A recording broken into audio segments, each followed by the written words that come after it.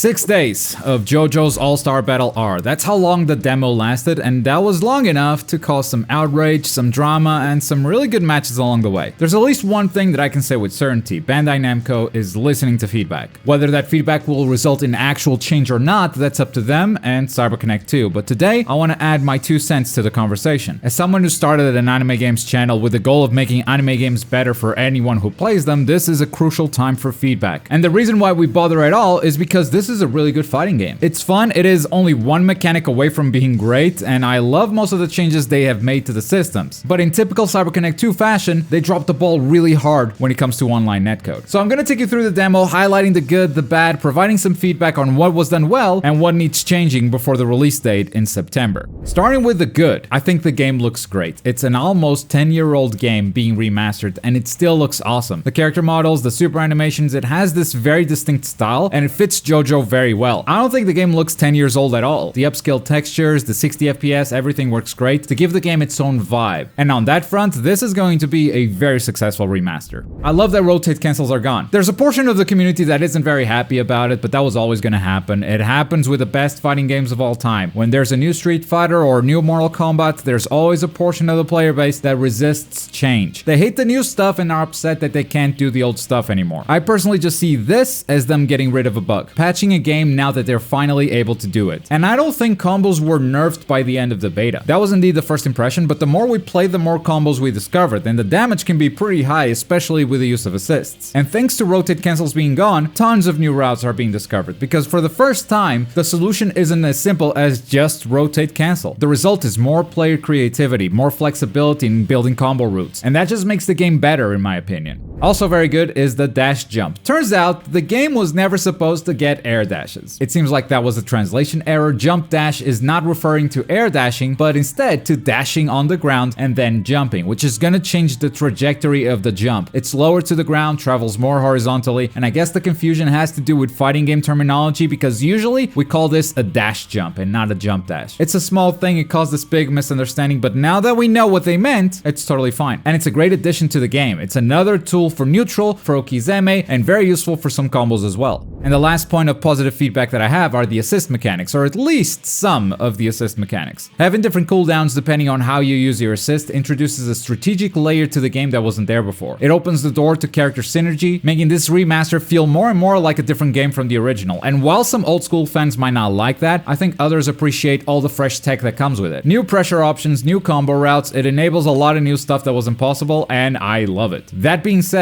not everything about this demo was good, so let's jump into the bad. Not everything about the assist was good in my opinion. I still struggle to see why such a powerful assist like Jotaro has 3 stocks per round, while Jolene, who just puts up a wall, only has 2. Having different stocks per assist is something they can very well use to balance the game, but with only 4 characters available in the demo, we're already seeing some pretty weird choices. I'm also not a fan of how cheap combo breaks are. If you use an assist to break a combo, it triggers the longest cooldown an assist has, but to me, this doesn't feel like it's enough. Combo breaking is such a powerful tool that in my opinion, it should be more expensive. For instance, it could spend 2 stocks of your assist gauge, so players can pretty much only do it once per round. Combo breaking was a bit too frequent for my taste during my time with the demo. Changing the cost would definitely help in my opinion. Stylish dodge is the one mechanic that keeps this game from being a great fighting game. If you perfectly time your block, time will stop, your character will dodge out of the way and punish the opponent. It's a powerful mechanic that has very little risk associated with it, because if you mistime it, you're just blocking anyway. Not only did they keep this mechanic, they actually buffed it. Instead of spending 30% of your block gauge, now it only spends 10%, when they should have gone the other way with it. In fact, changing the amount of guard gauge it spends does very little for this mechanic at all. I would love to see a change of input. Instead of doing the stylish dodge by blocking with good timing, it should be the other way around. You should press forward with the right timing for a stylish dodge. It should have some risk to it, because let's be honest, more often than not it happens by accident. And for you to get that big reward, it needs to be a calculated parry. And if you mistime that button input, if you press forward at the wrong time, you're getting hit in the face. There's the risk. Fighting games that figured this out a long time ago, this would make stylish dodge similar to how Street Fighter Third Strike works. And that's a mechanic that so many fans love and kept asking to bring it back, that I suspect that's why Street Fighter 6 even has parries at all. Making this change would make the new stylish dodge input when you press down the attack button and rotate to trigger stylish dodge with a bigger window but it has recovery. That would make that new input a lot more useful, because during my time with the demo, that just felt useless the whole way through. The only reason why it feels useless though is because the other way of doing it is so safe. If you have to risk more, maybe players will start thinking about using this new input instead. But the way it is right now, this ability completely breaks the game. It already did back in 2013, and all it needs is a change of input to be absolutely fine.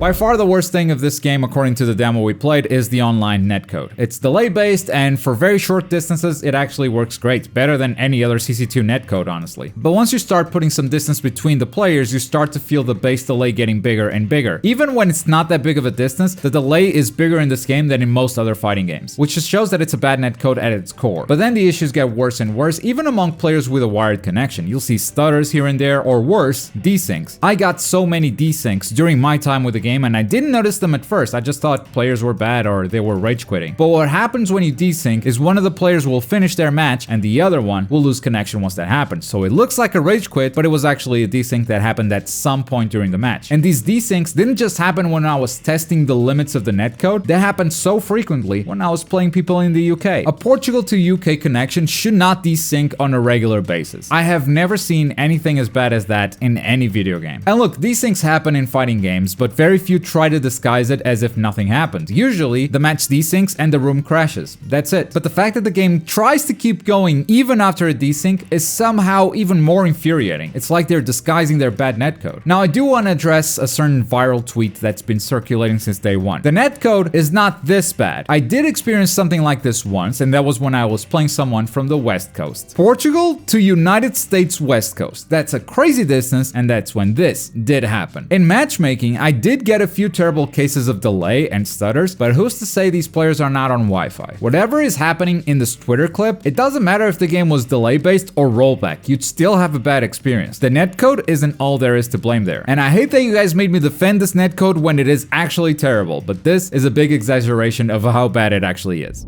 Before we even get to an online match, I'm not a big fan of the room system, because players can see your battle record before accepting a game. This isn't uncommon in fighting games, but I generally think it's a bad idea, and an even worse idea if we're talking about an anime game like JoJo's. A lot of players are young, they're immature, they care about their win to loss ratio way too much when they should be caring about improving at the game. So even though this was just a beta, I saw way too many people dodging me because of my battle record. Shout out to this brave soul who looked at this as their first match and said, yes, let's do it. Now obviously, you should be able to see the connection quality before accepting the match. Even better if you have an indicator for wired and Wi-Fi players. But showing the battle record is just going to actively punish the players that play your game the most, because at some point they stop being able to play any matches. And this isn't me guessing, we've seen this 1,000 times before. We've seen it a lot, with CC2 games even. Top players cannot play ranked in Demon Slayer right now. Stormfort players get dodged on a regular basis thanks to their record. It's just overall a very bad idea. And finally, the beta didn't have it, so I don't know if there are any plans to do it in the final game or not, but CyberConnect 2, are we really gonna release another fighting game with no spectator mode? Another fighting game with no way to spectate other players' matches. This single feature is so huge for online tournaments. After these games come out, after a month or so, what's keeping it alive is the competitive community. That's not a small thing at all, and the single feature is so huge for online tournaments, for the competitive community to thrive. We shouldn't need to do a hashtag fix Storm 4 every time you release a game. So if you're not planning on doing it, please do it. Give us a way to spectate other players' matches. I'm still waiting for one in Demon Slayer.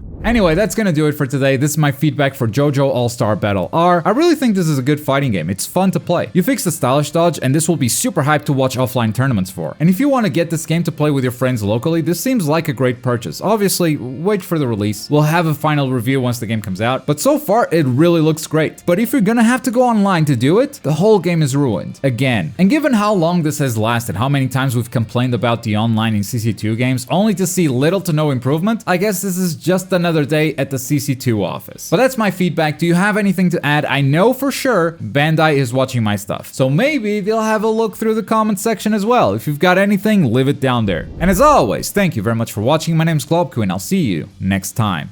Bye!